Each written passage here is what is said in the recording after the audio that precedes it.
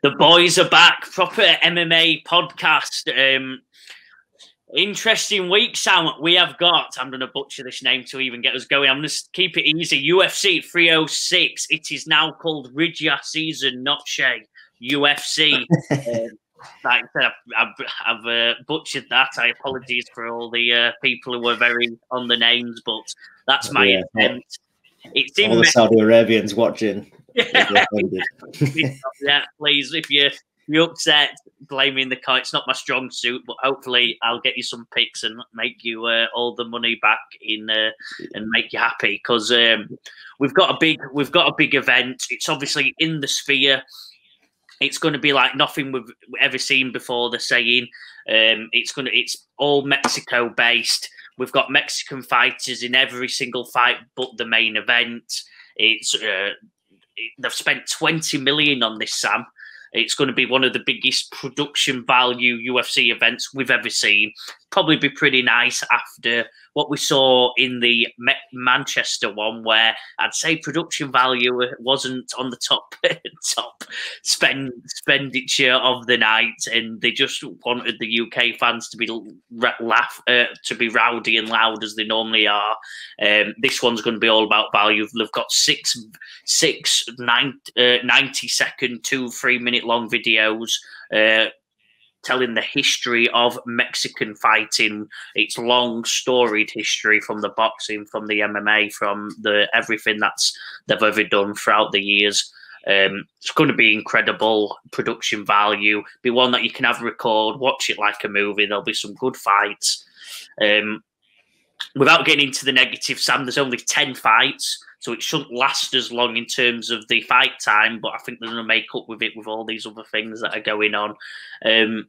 What's your thoughts, Sam, before we get into the bets and the draft system? What's your thoughts and how you're thinking for the event?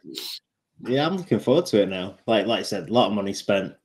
It's going to have all the bells and whistles. I've seen the stuff like outside the Sphere before. I've not seen much footage from some of the concerts inside. So just looking forward to seeing what that's like, and what they do with it, and with all these little movies and stuff that are going on in between the fights and everything. So yeah, it should just be a good, something different. I mean, we've kind of plateaued a little bit as we've talked in recent weeks. So there's a big end to the year coming. Next month's pay-per-view is stacked. Then November and December's look like they're going to be equally. So this is something a little bit different. That there might not be as many fights, there might not be as many big names, but yeah, as you said, they're kind of focusing on this Mexican narrative with the Independence weekend. So yeah, just looking forward to it, and something a little bit different.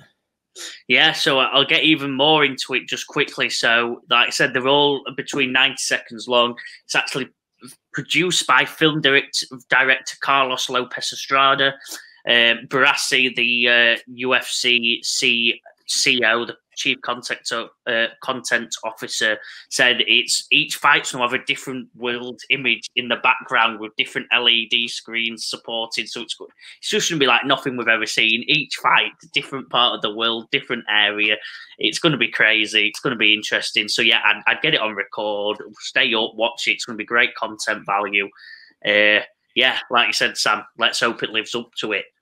But let's get into the meat of it, Sam. We've got the draft. I believe, am I still 2-0 up, Sam? Or what was the result of the last? Aren't you? I was going to say we should have done one last week with your outsiders treble. Treble. They all miraculously failed. It was my first big loss of the proper MMA podcast show. To be fair, I did cover myself by. They're all massive outsiders. It's all a bit of fun. Put little money on and see where we're at. But yeah, miserable fail last week. You brought it up, Sam, because I was trying to avoid it. Brush it under the carpet. Yeah, 2-0, aren't you? For drawing the first one that we did when we tried it for UFC 305, wasn't it? And then the other two we've done since. You have come out on top, including your 5 out of 5 last time. So no pressure, Joe, heading into this one. Sam, I'm going to let you go first. We've got round 1, UFC 306, O'Malley v. Dvalishvili, Grasso, Shevchenko 3. Like you said, it's all about them two main event fights. Round 1, who's your first pick? Well, I'm going all out, so I'm going for the opener on the card. Still only 19. Looks. I'm never going to say how old he looks, but Raul Rosas Jr. Is my choice for the first pick. Yeah, a good favourite going in. He's showed his skills, contender series, contract winner. He a lot of hype behind him. Has had his one trip up so far when he lost to Christian Rodriguez, but he's put back-to-back wins in since against Ricky Tercios and Terence Mitchell. He's a great grappler, and I don't think Arichalong, who's he's coming up against, will be able to cope with the grappling that he's going to bring. His last fight ended in a no contest with Daniel Marsos with an accidental groin strike. They both kicked each other in the groin, and Arichalong didn't decided in the end to give that fight up. So yeah, coming off the back of that, Raul Rosas Jr. opening night, Mexican Independence weekend. I can see him taking him to the ground, and I can see a round one sub get the Mexican fever off to a flyer. See, my first round pick's going to be the next fight, actually, Sam, and I think the Mexican fever might struggle because I've got Joshua Van. He's against Edgar Chiarez. He's 3-1 in the UFC currently. He's got a decent record. I think he's got too much for Edgar Chiarez. He's 10-2. He's a top fighter in the world. He's ranked 21 on most websites in the world. Edgar Chiarez, I just don't see it. They're both coming off losses here. I think my man will just have too much. He's very good grappling, ground and pound. His last win was a ground and pound win in round 2 versus Felipe Buenes. He's got too good of a ground game. He's actually hit a calf slicer in Fury FC, so that's always interesting. I love my jiu-jitsu practitioners. Got a rear naked wind choke. I think he'll have too much on the ground. He'll either decision or get a submission win here, Sam. So if you're going your two-way bets, I'm going submission or decision win. Joshua Van, get me started. And like you said, sadly, against the Mexicans in my first pick. Interesting. Yeah, I think that's a decent shout. But yeah, hopefully Rosas gets the Mexicans off to a flyer, even if they've got to take a couple of blows along the way. Round 2, Sam. I'm going to take the round 2. We're going to go, what's it called? The old snake one where we go back and forth. All right, okay. He's done me. Go on. Such a big favourite in Rosas, so I've got to be a bit evil there. We've got one guaranteed win. My next one, Sam, I'm going to go Irene Aldana. Not the biggest odds in this one. Not the biggest odd winner. She's against Norma Dumont. I think Aldana's got too much here, Sam. She's got a big reach advantage. She's got the knockout power. I think overall, just the better game. She had the better wins. Aldana, obviously, the big loss she had was obviously against Amanda Nunes. She didn't have the best of nights, but I think other than that, she's too good, too powerful, and going to get a knockout win here. I've got Aldana all night. My bet's going to be TKO/KO. Too much in this one, and yeah, beat Carol Rosa last fight. Obviously, the fight before lost to Nunes. There was no shame in that. She beat Macy Chiazon, Yana Kunitskaya. She can stand and bang. She's lost them Holly Holm in a decision, but yeah, she's beat them all. She beat a lot of good fighters here, all good stand-ups. She can knock people out, and obviously with no offense to women's MMA, the TKOs not being super common, you'll get good odds on Aldana getting the knockout here against Dumont, who was a good fighter, but I think Aldana's got too much. Nice. I'm going to go for my second round pick is, I think, going to be Daniel Zellhuber, Golden Boy, another Mexican. Oscar De La Hoya has somehow bags himself a ticket, despite not being Dana's biggest fan. And yeah, with Oscar in the crowd, the new Golden Boy in MMA, Daniel Zellhuber, to get a win on this main card. It's a good fight, this one, because I like Ribovic as well. Yeah, he had that knockout, didn't he, last time out against Terence McKinney, that head kick knockout. But I just fancy Zellhuber in this one. He's really tall for lightweight, 6'1". I think he's got a massive reach advantage in this fight as well. He likes to fight on the outside. He's got great kicks, and I think you can keep Ribovic at length and piece him up here. It's an 8-inch reach advantage that he's got. You know, like I said, he fights really good at range. Zellhuber 3-1 in the UFC against Ribovic, who's 2-1. Mexico against Argentina. It's a really good fight, this one, but I've got Zellhuber to come out on top. I like it, Sam. Yeah, I'm a bit devastated. You've got two good picks there. I think you've got two bankers, Rosas and Zellhuber. They're setting up for the Mexican wins, as they do. They always get one or two in there to get the crowd going, and I think you've picked the two to match, Sam.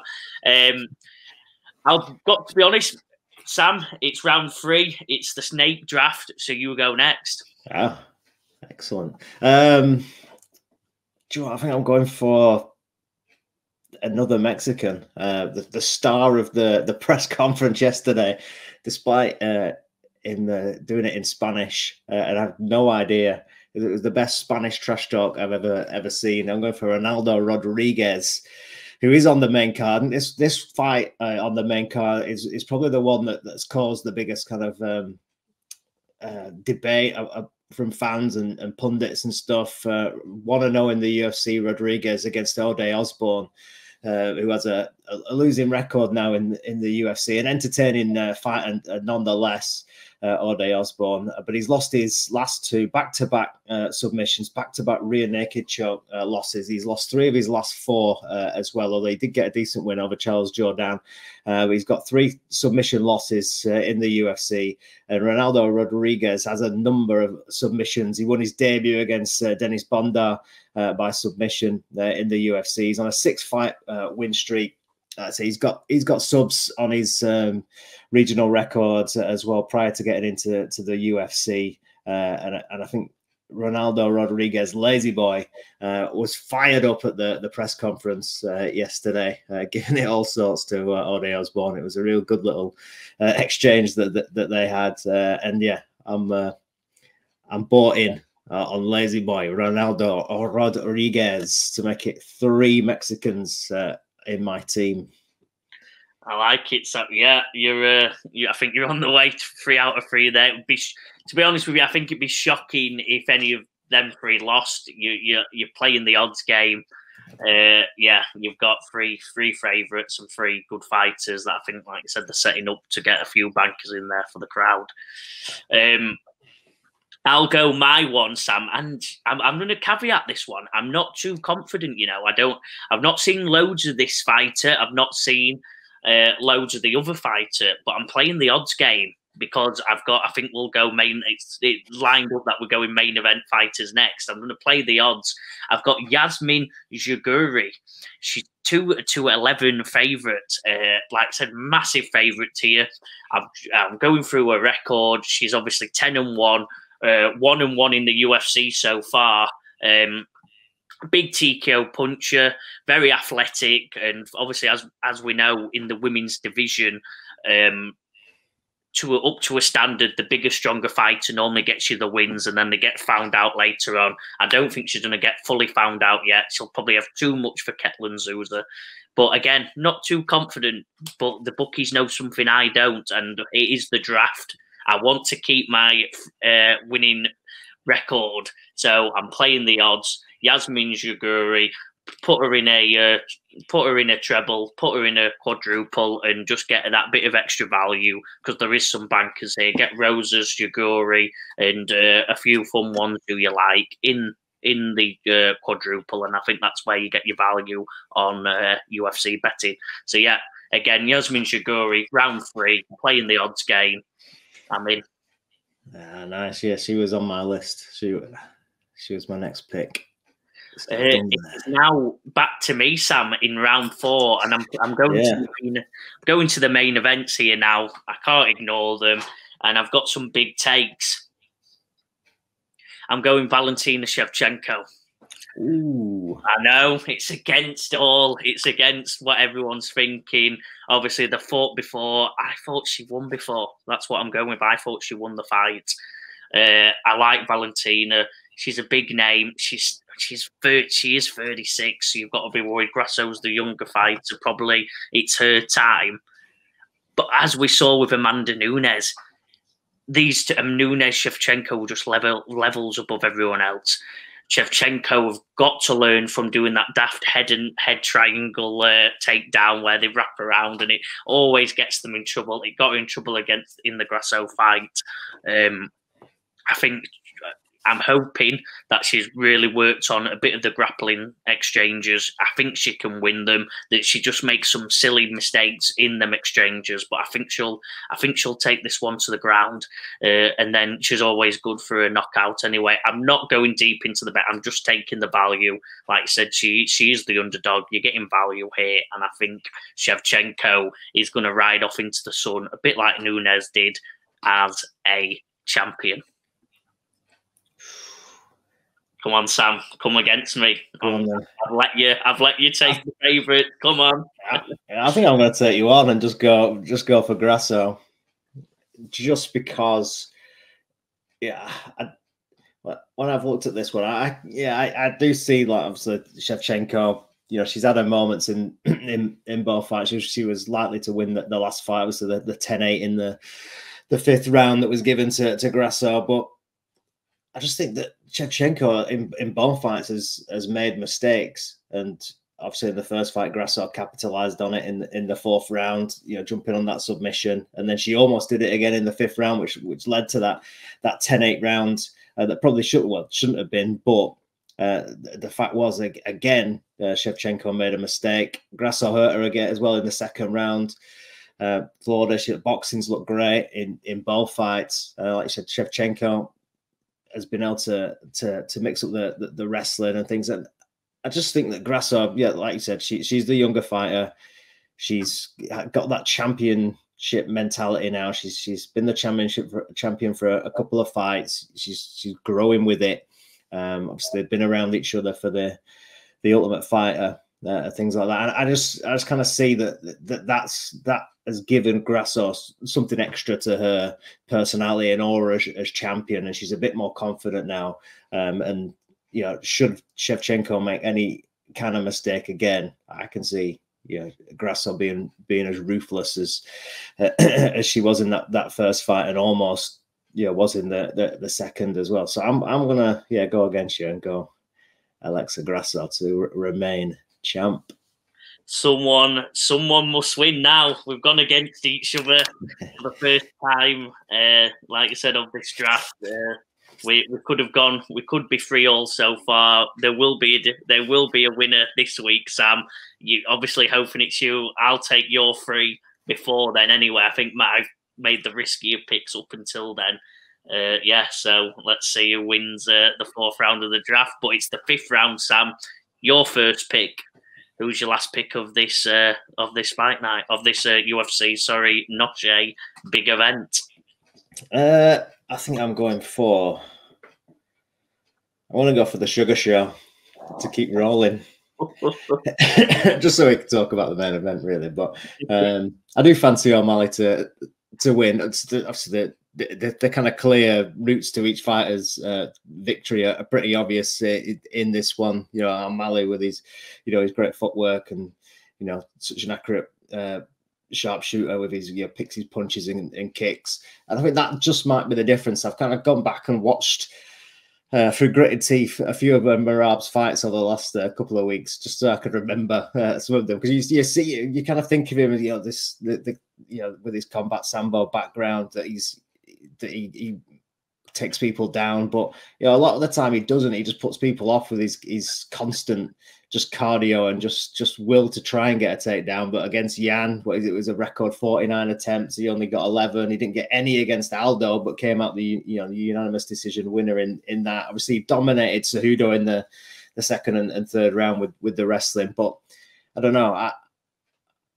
Against Sterling didn't overly wrestle O'Malley too much, but he defended both of those takedowns pretty well. And the second one, you know, seconds later was the start of that finishing sequence where he lands the counter right hand. So I'm banking on O'Malley being able to set traps, use his movement, stuff a couple of takedowns early on, and Merab just to get a bit wild. And he is, you know, such a wild guy coming in that, yeah, I've just got a feeling that O'Malley will land one on him, and particularly with some of the rumors around Merab, you know, the staph infection, he had the cut above the eye from sparring that he posted. You know, should O'Malley be able to open up that cut early doors, then as we saw against Sterling, you know, sometimes with an O'Malley, you know, with a Pereira, the referees will jump in a little bit early, when someone's in danger. So yeah, I can see something like that happening. O'Malley catching him, referee jumps in, people question an early stoppage, but the O'Malley train will roll on. Are you ready, Sam? We've got content because I'm going Merab Dvalishvili. You're going for him. I think I am. Yeah, I'm taking the underdog again. I think Merab's output, energy, fitness-wise it's unmatchable. Even if Sugar Show is on top form, feeling himself, you're not keeping up with Merab. So, like you said, I think he has to knock him out to be that good on the outside that he keeps Merab away. I don't think he can. I know I've said you say this before, and obviously they always tented Sterling. He knocked out Sterling, but I think Merab's better than Sterling in that pressure, in that toughness. Sterling has been knocked out. Merab hasn't been knocked out. He's got that big, tough, Russian head that just isn't. I don't think you're going to knock Merab out. I just don't see you getting the TK on Merab. And if he does, fair play. I've got the most controversial take on Sugar Sean of all time. I'm still not fully convinced. I think he lost to Peter Yan. And I think, obviously, against Sterling, he caught him fair play, knocked him out brilliantly. And I can't call Chito Vera a top contender. It was there for the storyline. It was there to do with the pay-per-view numbers. But he's lost to Davidson Figueiredo since. He lost to Sanhagen the fight before he got the championship fight. I'm not calling Marlon Chito Vera that top 3 or 4 in that division. He should beat Sean O'Malley should beat Chito, and he did. Well done. He did it by decision. Looked very convincing, but I think O'Malley. I said still not convinced. He's still fought. He's 1, 2, 3, 4 proper fights off beating Raulian Paver, who we all know how that was. 6 fights off the Moutinho fight, where he's fought the contenders and he's still not fully convinced me other than the Sterling knockout. As I said, thought he lost against Jan personally. Sterling's his big one. Chito Vera, I don't know. He's got the aura, O'Malley, but I think it's the season of the boring champions, and I think Dvalishvili is going to add to that number. We've got plenty around. We've got plenty of boring, upsetting wins, and I think Dvalishvili, even though his personality isn't boring and is an unbelievable character, go follow him. He's nuts. He'll fight you in the crowd if you say anything bad against him, but his fight style is very energy, pressure heavy. I think he beats O'Malley, and I think he wins this one shockingly by a rear naked choke. Here we go, Sam. It's on. The call's in. I've gone a few. I think I've got 2, 3 underdogs in mind, Sam. So I'm taking a risk this week after my 5 out of 5. I went an underdogs treble last week. It let me down. but I'm back again, and I'm as confident as ever. Let's have it. Fair play. No, it is an interesting fight, isn't it? Like it is that you by Sunday morning, it'll probably be quite obvious that, you know, whether it was O'Malley landing something with his movement, or, you know, that he was never ever going to be able to keep up with Merab's pressure. It'll kind of play out, and but yeah, I think it's one of those fights where it'll look really obvious after all is said and done.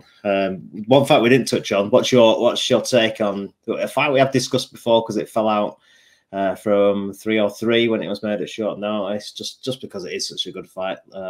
Lopez against Ortega. What's your pick? A lot of people are now going towards Lopez. That seems to be the trend at the moment. I'm still on Ortega. I still think it's going to be, like I said, jiu-jitsu to jiu-jitsu. I think Ortega wins that one. Grappling-wise, obviously, Lopez probably wins the wrestling, but I don't think it matters too much with Ortega. Stand up, Lopez should be the dominating man, but we know Ortega does have knockout power. We've seen it a couple of times now. I think Ortega's just got what it takes to beat Lopez.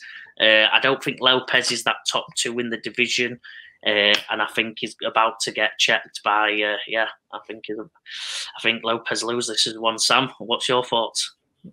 Yeah, when I've been doing it this week, I have sided with Ortega. Just that experience. He's been around.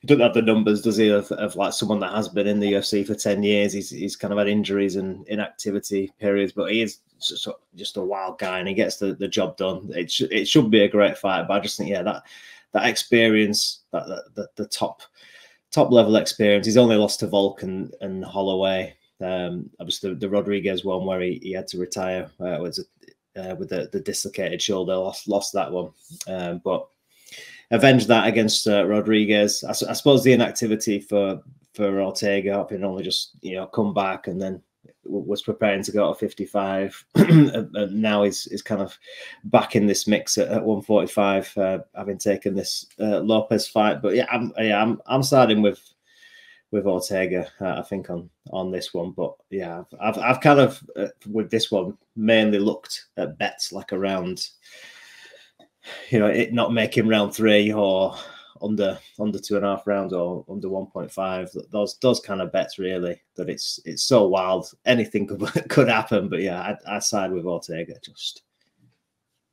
I like it. I think we've got a lot of safe picks in there, Sam. I think for the viewers watching, if you want to put together, it's what I do with my UFC betting. I'll bet individual fights when I'm watching or around it, but I'll have my quadruple or even 5-6 ton bets. I'd take our first 3 rounds pretty comfortably. We're not overlapping, and I think they're all obviously there's 2 or 3 heavy favourites in there, and 2 or 3 that I think we've done our research on, Sam, and we might have the correct take on. So get a 6-timer in on our first 3 rounds. That would be my recommendation, and hopefully earn yourself a bit of cash. Nice. We'll see where we go. Head to head is on. It's on. It's 2-0 at the moment. 1 draw, 2 wins. I got 5 out of 5. I've gone riskier this week. I've got 1 easy. I've got 1 odds play. My 4th and 5th round, I'm going with my heart in the championship fights. Let's have it, Sam. Good luck. And I will see you next week.